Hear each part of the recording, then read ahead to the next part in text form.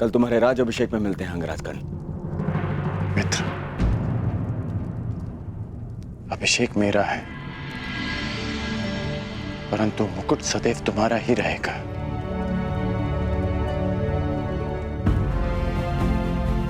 मित्र कर्ण।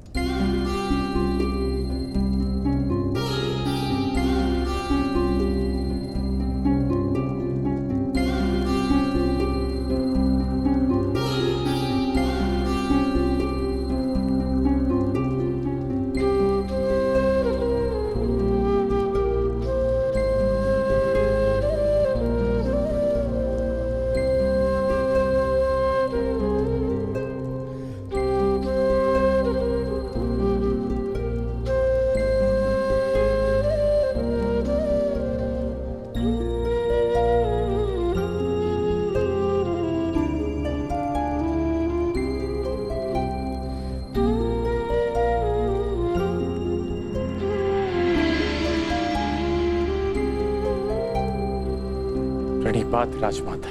यशस्वी भव।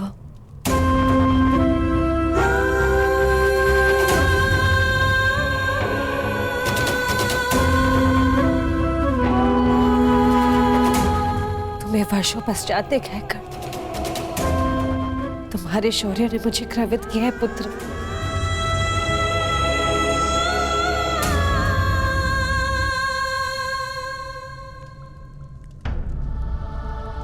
मुझे पुत्र कहकर आप अपना स्तर क्यों हीन कर रही हैं राजमाता?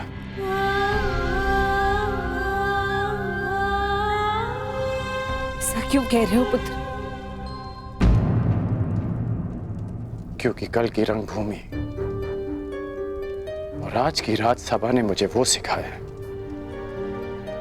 जो गुरु परशुराम ने भी नहीं सिखाया, कि मनुष्य को उसका उद्गम विस्मृत नहीं करना चाहिए, उसे स्मरण रखना चाहिए कि उसकी जड़ें किस भूमि से आई हैं। यही मेरा भी मत है कर्ण, परंतु स्मरण से पूर्व मनुष्य को अपने उद्गम का ज्ञान भी होना चाहिए।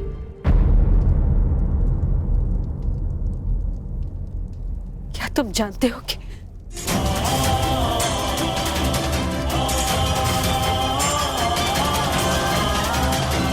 इसे तो पता होगा माता कि इसका मूल क्या है, और यदि ये भूल गया है तो मैं इसे स्मरण कराता रहूंगा कि एक सूत पुत्र है। मर्यादा में रहो भी। द्वंद के साथ आए विकारों को द्वंद के साथ ही छोड़ देना श्रेष्ठ होता है। कर्ण ने अपनी योग्यता से अंगराज की पदवी प्राप्त की। उनका सम्मान करो। अंगराज मेरा अनुज कटु जीवा वाला है, परंतु उसके मन में मैल नहीं। मैं आपके कौशल का सम्मान करता हूं। परंतु ज्येष्ठ भ्राताश्री, आप उसकी प्रशंसा कर रहे हैं, इसने अर्जुन को ललकारा। भीम, विरोधी भी यदि प्रतिभाशाली हो तो उसका सम्मान करना चाहिए। और अंगराज तो अब हस्तिनापुर के पक्ष में है।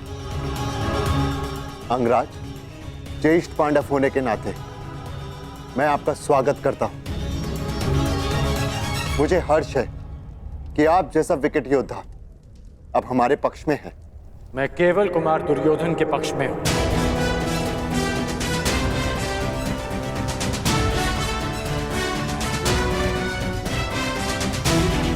अंगराज, वो भी मेरे ही अनुज है।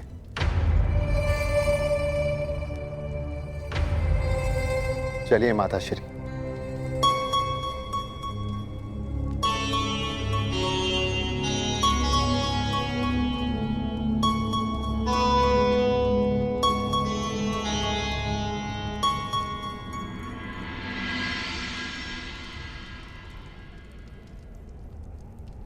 क्या हुआ कर्ण? अंगराज बनकर भी प्रसन्न नहीं हुए? नहीं, क्योंकि जिस प्रयोजन से अंगराज का पद स्वीकार किया वो प्रयोजन अधूरा रह गया। कदाचित सूर्यदेव भी तुम्हारे समक्ष आ गए।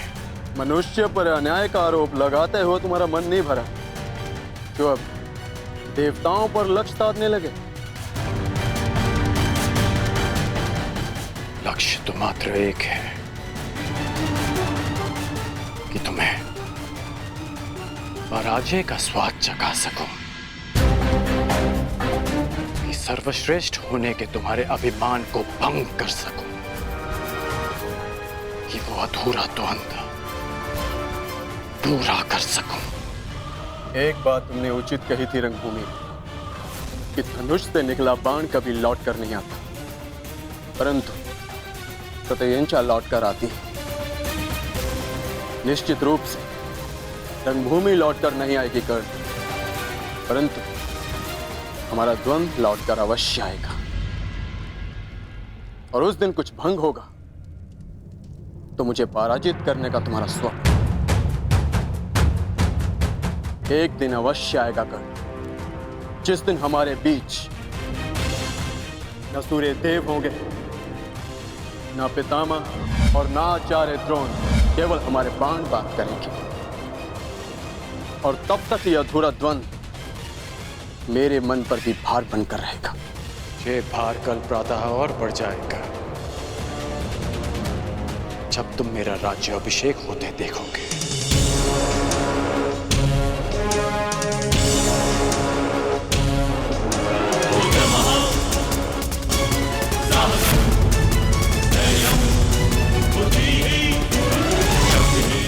कल अभिषेक स्थल पर तुम्हारी प्रतीक्षा रहेगी अर्जुन।